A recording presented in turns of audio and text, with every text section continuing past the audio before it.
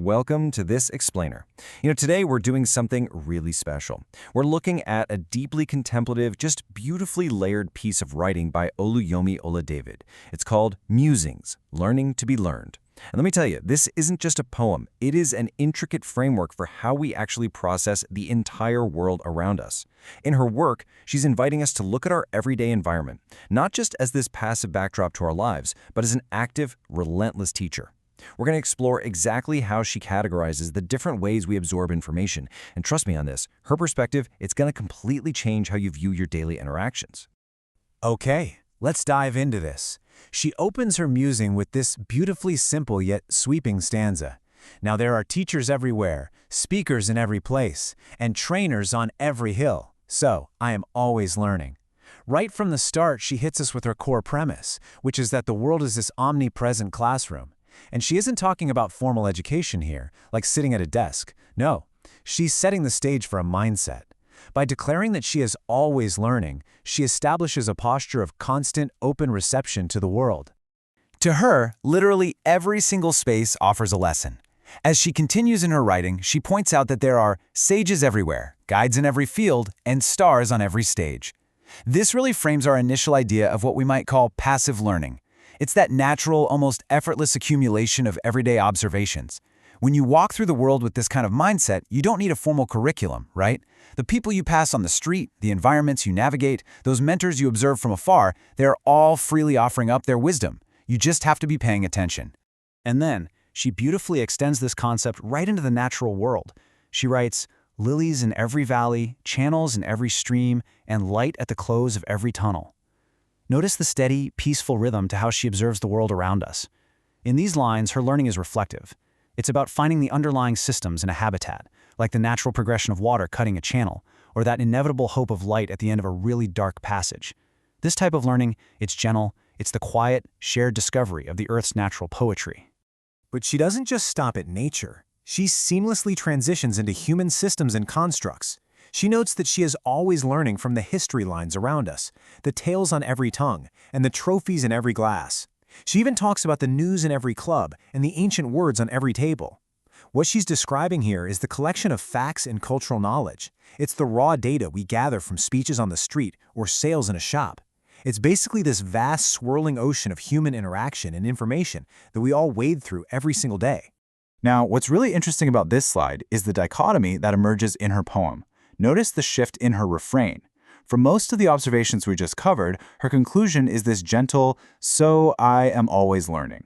But for a very specific set of observations, her conclusion completely changes to, "So I am getting learned." We have this really clear contrast here between passive observation, enjoying the lilies, listening to the tales, and active survival skills, like spotting wolves and scorpions. This isn't just a clever play on words, it's a massive shift in how she interacts with her environment. Let's slow down for a second and really deeply unpack this darker metaphor. Wolves in every garment and hunters in every forest. So I am getting learned. Here, the environment is no longer just this peaceful classroom. It's a landscape of potential threats.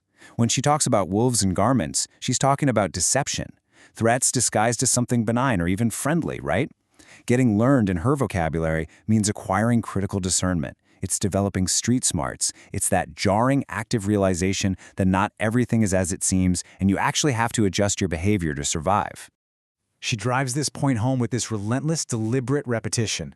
Scorpions lying in every sand, and snakes on every apple stand. So I am getting learned. I mean, think about how perfectly ordinary an apple stand is, or how common sand is. By placing venomous, lethal threats in these mundane, everyday locations, she emphasizes the absolute necessity of constant awareness. Getting learned is this involuntary, urgent adaptation to concealed dangers. You don't casually learn about a snake on your apple stand. You are jolted into a whole new state of hyper-awareness. And she connects these specific animal metaphors directly to human nature and societal flaws. She writes about selfish ravens on every lane and the scales in many eyes. Getting learned ultimately means seeing past human deception. It means understanding the realities of those hidden selfish motives that drive so much of human interaction. It is the painful but absolutely necessary shedding of naivety. Because, when the scales fall from your own eyes, you can finally see the scales in the eyes of others. And this brilliantly illustrates the mechanics behind her whole philosophy. Included alongside her musings is an actual clinical graph of a learning curve. It's just fascinating that she pairs a highly poetic piece with a stark, procedural graph tracking performance measure against the number of trials. This tells us something huge. It tells us that she views this transition from learning to getting learned not just as an emotional journey, but as a quantifiable, mechanical process of human development. So let's walk through the specific phases on this curve because they are absolutely crucial to her message. First, you have the slow beginning, where performance increases very gradually. But then, suddenly there's a steep acceleration. This is a rapid, intense phase of procedural learning. This sharp climb ultimately terminates in proficiency, which is marked by a star on the graph. And finally, after proficiency is reached, the curve flattens out into a plateau. This is the universal blueprint for how we acquire complex skills. So, the crucial point here, and what is just absolutely brilliant, is how perfectly her poem maps right onto this structured data. That passive, always learning, enjoying the lilies, listening to the history lines, that is the slow beginning. It's gradual, foundational knowledge. But when she encounters the wolves, the hunters, the scorpions, and those selfish ravens, boom! That triggers the steep acceleration. Surviving deception and recognizing hidden threats forces a rapid, intense period of adaptation. You are getting learned, and it pushes you forcefully up the curve until you reach that star, actual proficiency in navigating the real world. Let's move to and see how this builds. To truly understand this dual lens of beauty and vigilance, we really have to look at the mind behind it, Oluyomi Oladevid. I mean, who is the mind capable of blending this gorgeous poetic nature imagery with the hard data of procedural learning curves? Understanding her background gives us incredible context for exactly why she views the world the way she does. Looking at her profile, she describes herself as a proud Nigerian who truly loves people. She is deeply concerned about global development and transformation. As a solutions-oriented policy influencer and strategist, she has to understand both the lilies and the wolves of the world. You simply can't influence policy without spotting the selfish ravens, right? Furthermore, her worldview is deeply and beautifully spiritually guided.